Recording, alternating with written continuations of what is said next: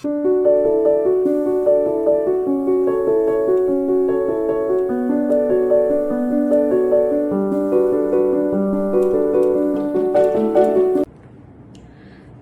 pagi, perkenalkan nama saya Ida Ayu Anom Rastiti, dosen tetap program studi Sarjana Terapan Akupuntur dan Pengobatan Herbal, Fakultas Kesehatan Institut Teknologi dan Kesehatan Bali. Adapun tujuan dari pembuatan video ini adalah sebagai salah satu syarat untuk pengajuan sertifikasi dosen tahun 2025 dalam bidang pengajaran, dalam pernyataan diri dosen dalam unjuk kerja Tridharma Perguruan Tinggi.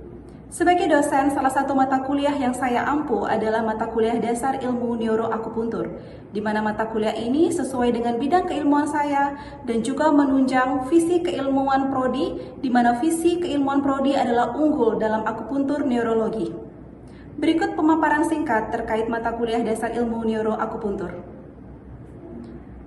Mata kuliah dasar ilmu neuroakupuntur merupakan salah satu mata kuliah pada program studi Sarjana Terapan Akupuntur dan Pengobatan Herbal ITKAS Bali dengan kode mata kuliah AKP 506 dan jumlah SKS terdiri dari 2 SKS.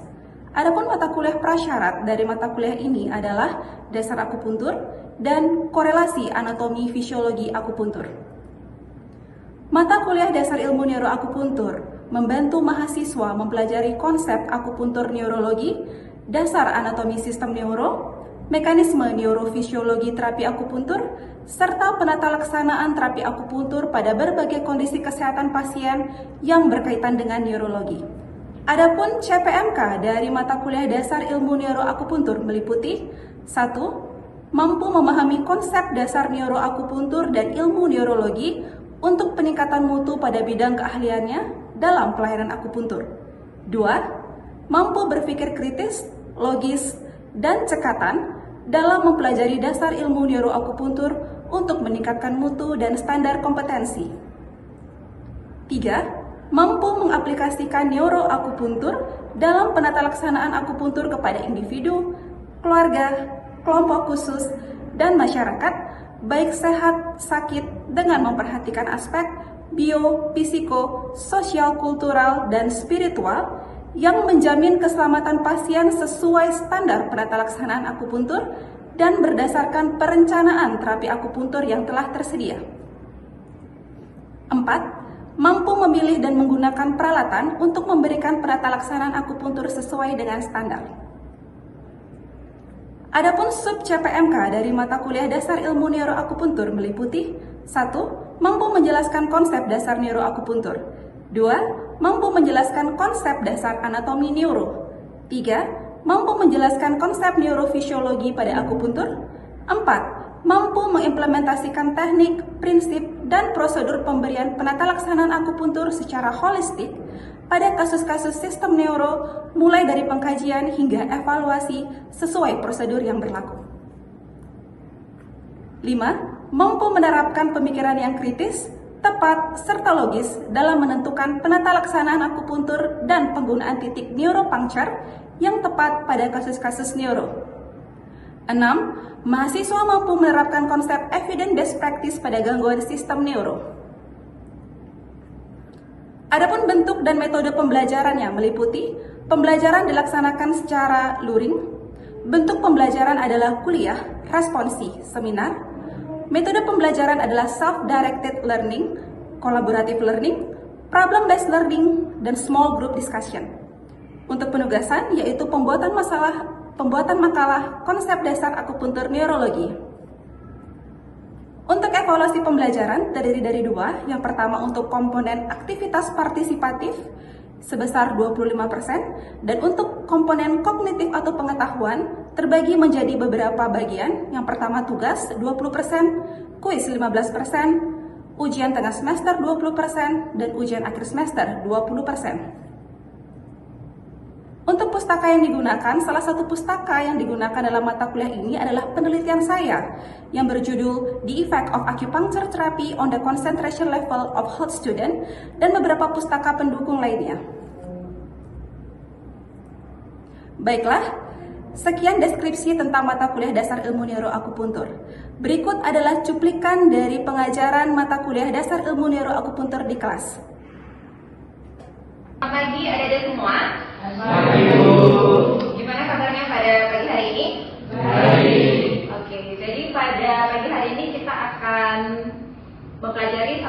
kuliah yang bernama Dasar Ilmu Neuroakupuntur, di mana salah satu topik yang akan kita bahas adalah tentang akupuntur untuk meningkatkan fungsi kognitif, khususnya konsentrasi. Nah, jadi sebelum kita masuk ke topik perkuliahan pada pagi hari ini, kita berdoa bersama terlebih dahulu supaya perkuliahan ini berjalan dengan lancar dan juga ilmu yang adik-adik pelajari juga bisa bermanfaat untuk kalian di masa depan. Jadi berdoa untuk sesuai dengan agama dan kepercayaan masing-masing. Berdoa dimulai.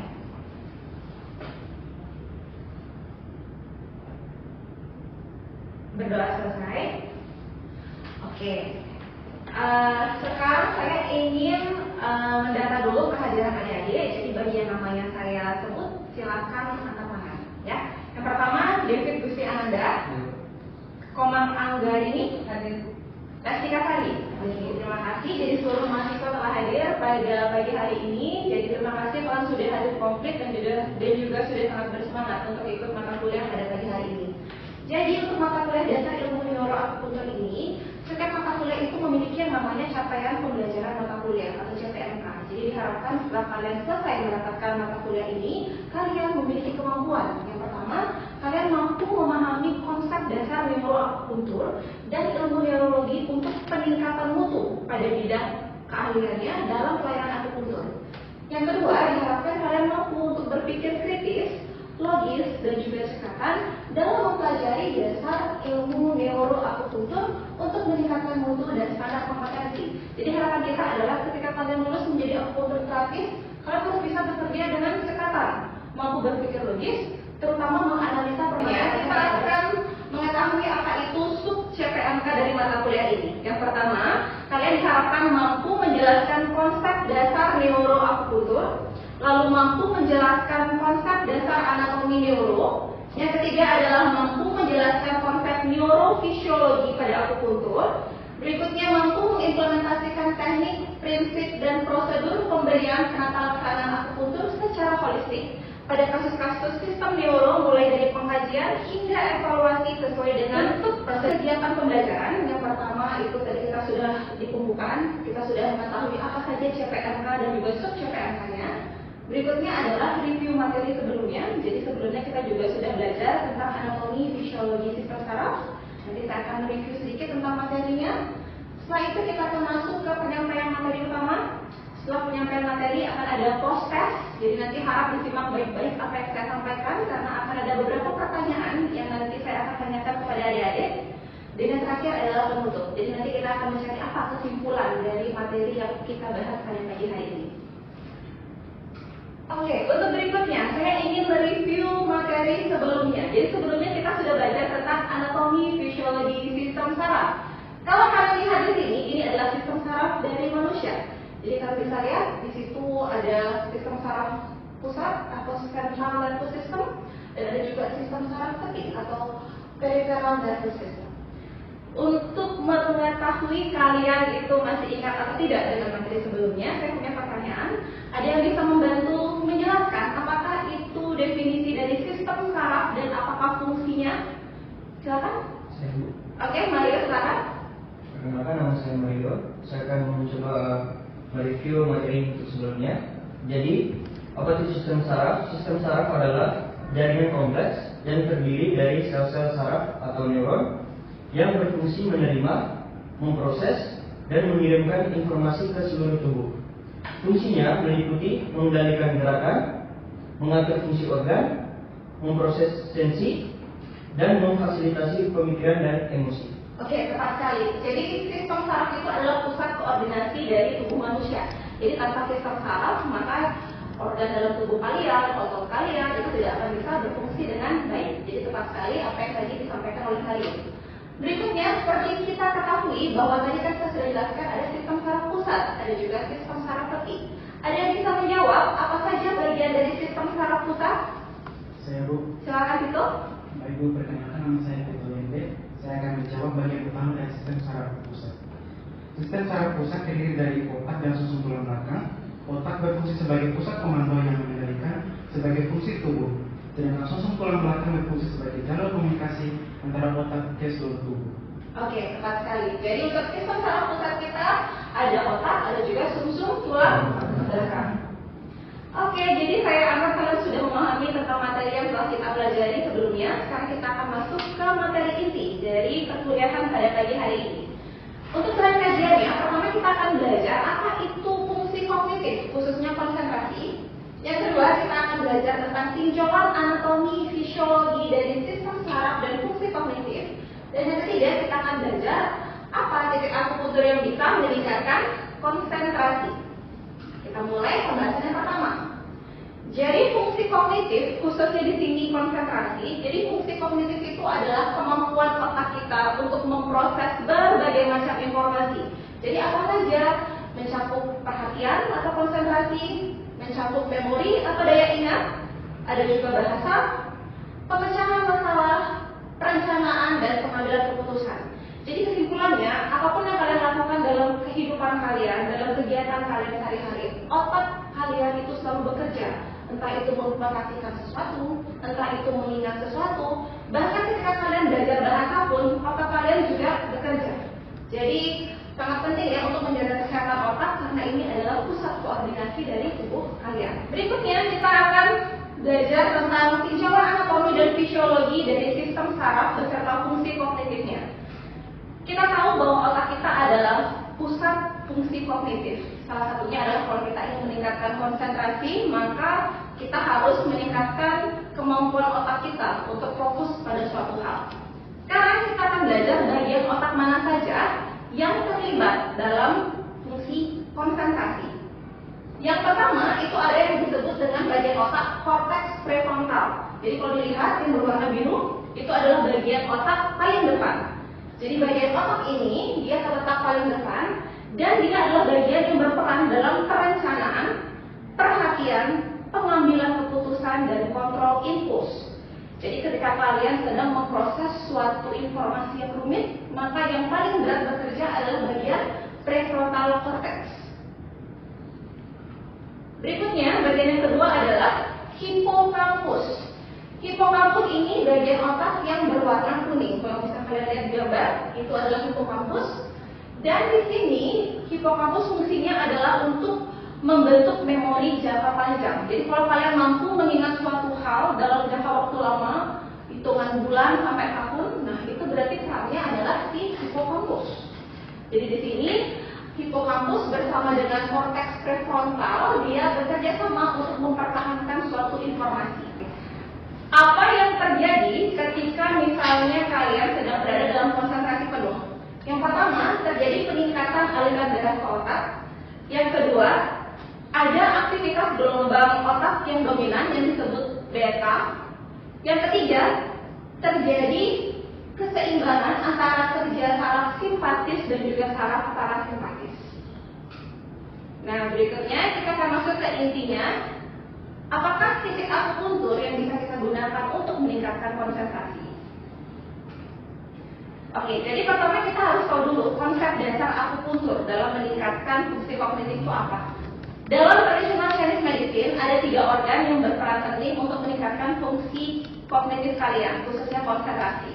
Organ itu adalah jantung atau bahasa Chinanya Shin, lalu ginjal Shen, dan limfa Qi. Jadi di sini jantung, ginjal, dan limfa mereka bekerja sama untuk membuat fungsi kognitif kalian menjadi lebih optimal. Jantung berfungsi untuk mengatur aktivitas mental dan kesadaran. Ginjal berfungsi untuk menyimpan essence atau jing, dan limfa bertanggung jawab untuk produksi energi dan darah. Apabila terjadi ketidakseimbangan di antara 3 organ ini, maka itu akan mempengaruhi kerja otak. Oke, selanjutnya ini ada 6 titik akupuntur yang bisa adik-adik aplikasikan untuk meningkatkan fungsi kognitif, khususnya konsentrasi. Titik akupuntur yang bisa kita gunakan yang pertama adalah 5 way atau Du 20. Jadi 5 way ini bisa meningkatkan kejernihan pikiran, bisa menenangkan pikiran juga. Berikutnya, Intang. Intang itu untuk mengurangi stres, kecemasan, dan meningkatkan fokus. Apa lanjutnya? Sekarang di sini saya menunjukkan beberapa gambar titik akupuntur. Jadi saya ingin kalian menjawab bersama-sama nama dari masing-masing titik yang saya tampilkan. Untuk titik yang pertama, namanya apa? Oke, pivot. Jadi letaknya ada di puncak kepala ya. Titik yang kedua, Intang. Oke, intang letaknya ada di pertengahan ya. Ketiga, Sesencong. Oke, sesencong itu patokannya adalah pivot. Jadi temukan dulu titik pivot, baru setelah itu terjun anterior, posterior, dan lateral kiri dan kanan, maka itulah titik sesencong. Berikutnya, Taiji. Taiji ini letaknya di antara medial malleolus dan tendon Achilles. Berikutnya, Sherman. Jadi Sherman ini letaknya di sisi ulnar sini ya. Jadi titik ini terletak di pergelangan tangan. Kalian harus temukan dulu sebuah tendon yang disebut flexor carpi ulnaris, lalu di bagian medialnya. Nah, untuk menusuk titik ini cukup sensitif ya, karena kulit di bagian ini cukup tipis. Jadi ketika kalian menusukkan Sherman, usahakan menggunakan jarum yang tipis supaya tidak terlalu nyeri ya. Dan yang terakhir apa? Faringeal. Ya, faringeal itu adalah titik yang letaknya berapa cuy? 3. Dari Medial. Oke, medial bagaimana sekali di akupuntur? Tentunya akupuntur bisa meningkatkan aliran darah ke otak, sehingga otak itu akan kaya suplai oksigen dan juga nutrisi. Selanjutnya, akupuntur juga bisa menurunkan hormon stres atau kortisol. Jadi kalian lebih rileks. Dan tentu saja akupuntur bisa memperbaiki kualitas tidur. Jadi kalau kalian tidurnya cukup, maka konsentrasi menjadi lebih optimum. Berikut saya akan tampilkan salah satu penelitian yang telah saya lakukan untuk membuktikan efektivitas dari terapi akupuntur dalam meningkatkan konsentrasi. Jadi di sini penelitian yang saya lakukan pada mahasiswa kesehatan. Jadi saya memberikan mereka intervensi berupa terapi akupuntur, lalu saya mengukur skor tingkat konsentrasi mereka sebelum dan sesudah terapi. Dan hasilnya adalah sangat bagus. Di mana di sini saya membagi kelompoknya menjadi dua dulu. Ada kelompok intervensi, artinya kelompok yang mendapatkan akupuntur secara real, dan ada kelompok kontrol. Untuk kelompok kontrol, mereka diberikan akupuntur, tapi titiknya bukan pada titik akupuntur. Jadi seperti sham acupuncture. Nah, untuk kelompok intervensi yang mendapatkan terapi akupuntur dengan menggunakan titik akupuntur yang asli, terjadi peningkatan skor konsentrasi dari yang skornya 14 meningkat menjadi 20,5. Dan untuk kelompok kontrol ada peningkatan tapi tidak signifikan dari 14 ke 15. Jadi di sini bisa kita lihat bahwa kelompok yang mendapatkan terapi akupuntur itu peningkatannya jauh lebih tinggi dan jauh lebih signifikan dengan nilai P 0,00. Jadi ini salah satu penelitian yang bisa membuktikan bahwa terapi akupuntur itu sangat efektif untuk meningkatkan konsentrasi. Nanti bisa kalian aplikasikan ketika sudah lulus dan sudah punya praktek mandiri. Silakan coba aplikasikan teknik akupuntur untuk meningkatkan konsentrasi. Oke, itu tadi materi tentang terapi akupuntur untuk meningkatkan fungsi kognitif, khususnya konsentrasi. Sekarang untuk mengevaluasi sejauh mana ada yang memahami apa yang sudah saya jelaskan, saya punya beberapa pertanyaan. Di sini ada 3 pertanyaan. Dan yang bisa menjawab, silakan ajukan tangannya. Untuk pertanyaan pertama, sebutkan titik akupuntur yang berfungsi untuk meningkatkan konsentrasi dan juga jelaskan lokasinya. Ada yang bisa? Oke, ada banyak. Silakan Devi. Jadi perkenalkan, nama saya Devi Sananda. Di sini saya akan menjawab, yaitu ada titik U20 atau PW yang letaknya di 5 cun dari rambut anterior. 5 cun dari rambut anterior, tepat sekali. Terima kasih David. Selanjutnya ada yang bisa membantu lagi menjawab titik akupuntur apa saja? Yosi, silakan. Kenalkan, nama saya Amanda. Dari sini akan menjawab pertanyaannya Ibu. Jadi titik akupuntur yang berfungsi untuk meningkatkan konsentrasi beserta lokasinya itu ada saninjau, letaknya 3 cun di atas mata kaki bagian dalam. Oke, saninjau letaknya 3 cun dari medial malleolus. Oke, tepat sekali Yosi, terima kasih. Yang lain silakan. Iya. Baik, nama saya Yuna, izin menjawab Ibu. Untuk titik akupuntur yang berfungsi untuk meningkatkan konsentrasi beserta lokasinya, menurut saya salah satunya adalah bintang. Bintang terletak di antara kedua alis. Oke, di antara kedua alis ya, berarti di tepat di tengah di atas pangkal minggu. itu tadi penjelasan tentang akupuntur untuk meningkatkan fungsi kognitif, khususnya adalah konsentrasi. Jadi apa yang kira-kira bisa adik-adik simpulkan dari materi yang sudah saya jelaskan pada pagi hari ini? Ada yang bisa membantu? Saya Bu, Silakan. saya menyimpulkan bahwa terapi akupuntur dapat mengoptimalkan fungsi kognitif khususnya konsentrasi dengan cara meningkatkan aliran darah ke otak, terus mengatur sistem saraf simpatis dan parasimpatis untuk mendukung konsentrasi, menurunkan hormon stres atau kortisol, dan memperbaiki kualitas tidur. Oke, jadi apa yang sudah dikatakan Lucy tadi sangat tepat, bahwa akupuntur itu sangat efektif untuk meningkatkan fungsi kognitif khususnya konsentrasi melalui beberapa mekanisme. Yang pertama, meningkatkan aliran darah ke otak. Yang kedua, menurunkan hormon stres atau kortisol. Yang ketiga juga bisa meningkatkan kualitas tidur. Jadi kalau misalnya adik-adik merasa konsentrasi kalian menurun ketika di kelas, coba kalian cek apakah istirahat tidur saya cukup, atau apakah saya sedang berada dalam kondisi yang stres, atau mungkin ada masalah yang sedang saya hadapi. Nah, itu bisa kalian analisa sendiri ya. Karena kalau idealnya jika kalian sedang berada dalam kondisi yang optimal, tidak merasa stres, tidur kalian cukup, harusnya konsentrasi juga optimal. Seperti itu ya. Jadi sangat penting untuk menjaga konsentrasi.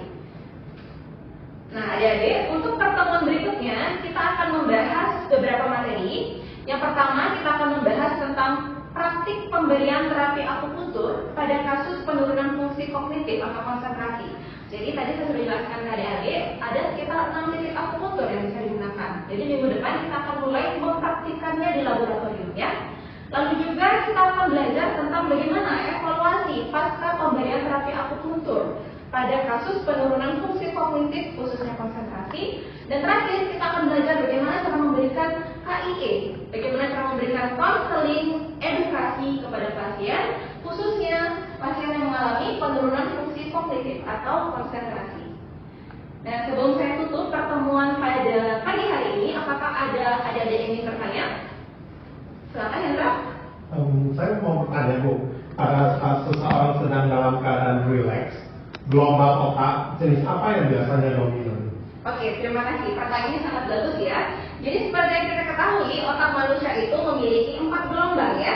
Tadi ketika kita sedang berada dalam fase konsentrasi yang optimum, sedang konstan melakukan suatu hal, itu yang dominan gelombang otak apa tadi? Beta. Nah, kalau seandainya manusia atau individu sedang berada dalam kondisi yang sangat-sangat rileks, itu gelombang otak yang dominan adalah gelombang otak yang di bawahnya beta ini, yaitu alfa. Jadi alfa itu adalah gelombang otak yang biasanya timbul ketika kalian melakukan meditasi misalnya, atau teknik relaksasi. Jadi alfa adalah gelombang otak yang dominan. Di bawahnya alfa kita punya juga gelombang otak yang disebut theta. Theta itu adalah gelombang otak yang muncul ketika kalian merasa ngantuk. Jadi kalau kalian suka ngantuk, bisa di kelas mungkin kalian mengantuk, nah itu berarti gelombang theta yang dominan. Dan yang terakhir adalah gelombang delta. Gelombang delta itu terjadi ketika kita sedang berada dalam fase tidur yang sangat-sangat dalam. Jadi tidur yang sangat dalam itu adalah tidur di mana kalian tidur tanpa mimpi. Jadi ketika kalian masih bermimpi, tidurnya belum dalam artinya, otak kalian masih bekerja. Tapi ketika kalian tidur tanpa mimpi, itu sudah memasuki fase tidur yang sangat-sangat dalam. Dan disitulah gelombang delta adalah gelombang yang lebih dominan. Apakah sudah menjawab, Hendra? Ya, terima kasih. Oke. Adik-adik, ini adalah referensi yang saya gunakan dalam materi perkuliahan hari ini. Jadi apabila adik-adik ingin belajar lebih lanjut mengenai akupuntur untuk meningkatkan fungsi kognitif, kalian bisa menggunakan beberapa referensi ini. Dan salah satunya adalah di sini ada penelitian saya juga yang saya integrasikan. Nanti saya akan share link jurnalnya kepada adik-adik supaya adik-adik bisa membaca lebih lanjut. Baiklah, sekian untuk mata kuliah dasar ilmu neuroakupuntur dengan topik akupuntur untuk meningkatkan fungsi kognitif khususnya konsentrasi. Saya ucapkan terima kasih banyak untuk perhatian dan juga kehadiran adik-adik. Semoga ilmu yang kita pelajari saat ini bisa bermanfaat untuk adik-adik ke depannya, terutama saat adik-adik bekerja sebagai seorang akupuntur praktis. Selamat pagi dan terima kasih. Demikian deskripsi singkat dan cuplikan pembelajaran di kelas tentang mata kuliah dasar ilmu neuroakupuntur. Semoga dapat memberikan gambaran mengenai kinerja pengajaran yang telah saya lakukan. Terima kasih.